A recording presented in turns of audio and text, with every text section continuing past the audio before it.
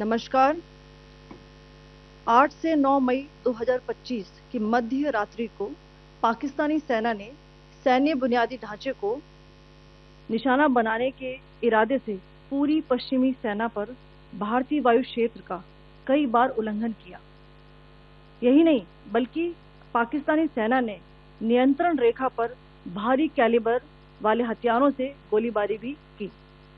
अंतर्राष्ट्रीय सीमा और नियंत्रण रेखा पर लेह से लेकर सरक्रीक तक 36 स्थानों पर 300 से 400 लगभग ड्रोनों का इस्तेमाल घुसपैठ का प्रयास करने के लिए किया गया।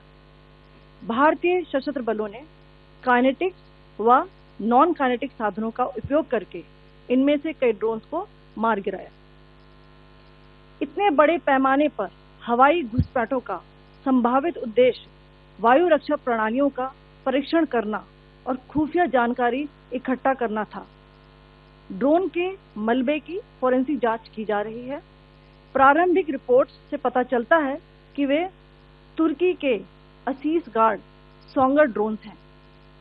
इसके उपरांत रात में पाकिस्तान के एक सशस्त्र यूएवी ने भटिंडा सैन्य स्टेशन को निशाना बनाने की कोशिश भी की, जिसे पकड़ा गया और उसे निष्क्रिय कर दिया गया। पाकिस्तानी हमले के जवाब में पाकिस्तान में 4 हवाई रक्षा स्थलों पर सशस्त्र ड्रोन्स लॉन्च किए गए। इनमें से एक ड्रोन एडी रडार को नष्ट करने में सक्षम रहा।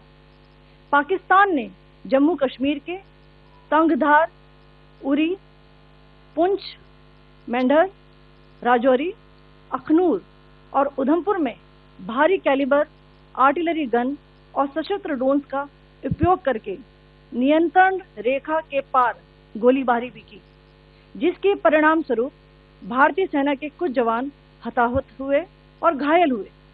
भारतीय जवाबी कार्रवाई में पाकिस्तानी सेना को भी बड़ा नुकसान पहुंचाया गया। इसके अलावा पाकिस्तान का गैर जिम्मेदाराना व्यवहार फिर से सामने आया। 7 मई 2025 को रात 8:30 बजे एक असफल अकारण ड्रोन और मिसाइल हमला करने के बावजूद पाकिस्तान ने अपना नागरिक हवाई क्षेत्र बंद नहीं किया।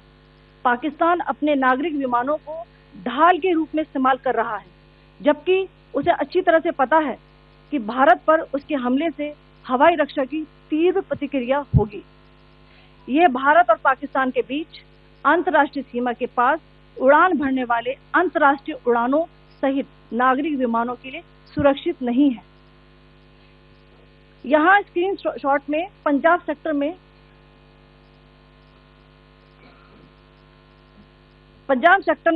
हाई एयर डिफेंस अलर्ट स्थिति के दौरान एप्लीकेशन फ्लाइट रडार 24 का डेटा दिखाया गया है। जैसा कि आप देख रहे हैं, यहाँ पर भारतीय पक्ष का हवाई क्षेत्र घोषित बंद के कारण नागरिक हवाई यातायात से पूरी तरह से रहित है। कराची और लाहौर के बीच के हवाई अड्डे मार्ग पर नागरिक एयरलाइंस उड़ान भर रही है। हाई अलर्ट किया गया है विमान फ्लाइनेस एविएशन का एयरबस 320, जैसा कि आप यहां देख रहे हैं, जो कि शाम को 5:50 बजे दमम से शुरू हुआ और रात को 9:10 बजे लाहौर में उतरा। ये सारा डिटेल्स आप यहाँ देख रहे हैं। ये डिटेल्स यहाँ लिखा हुआ है। Can you see this?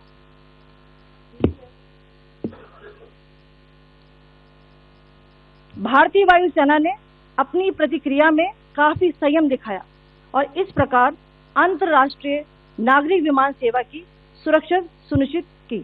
धन्यवाद। जय Hind.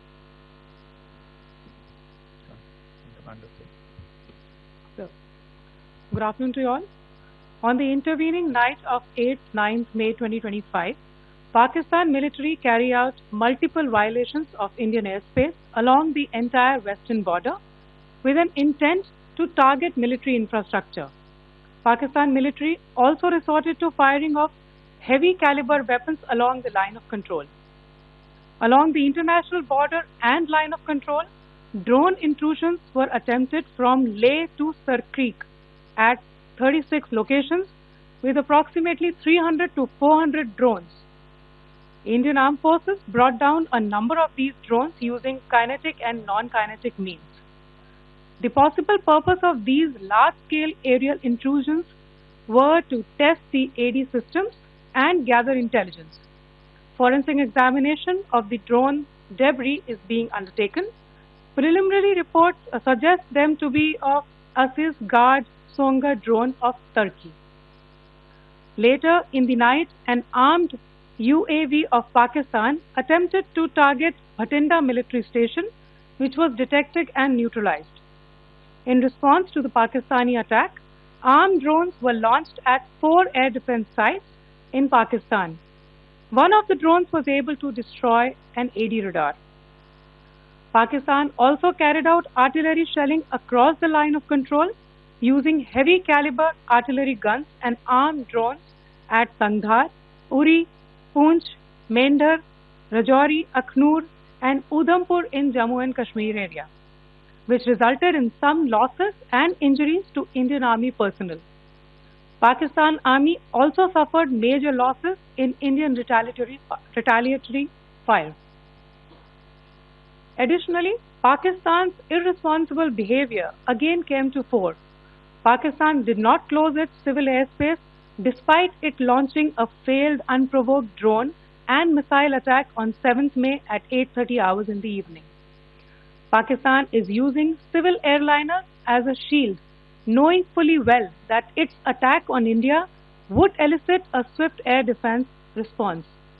This is not safe for the unsuspecting civil airliners, including the international flights which were flying near IB between India and Pakistan. The screenshot we just showed and we shall share with you, it shows the data of the application Flight Radar 24 during a high air defense alert situation in the Punjab sector. As you have seen, the airspace on the Indian side is absolutely devoid of civil air traffic due to our declared closure. However, there are civil airlines flying the air route between Karachi and Lahore.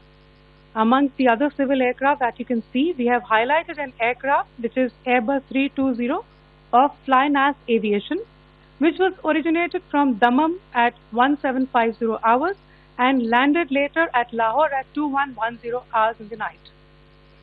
Indian Air Force demonstrated considerable restraint in its response, thus ensuring safety of international civil carriers.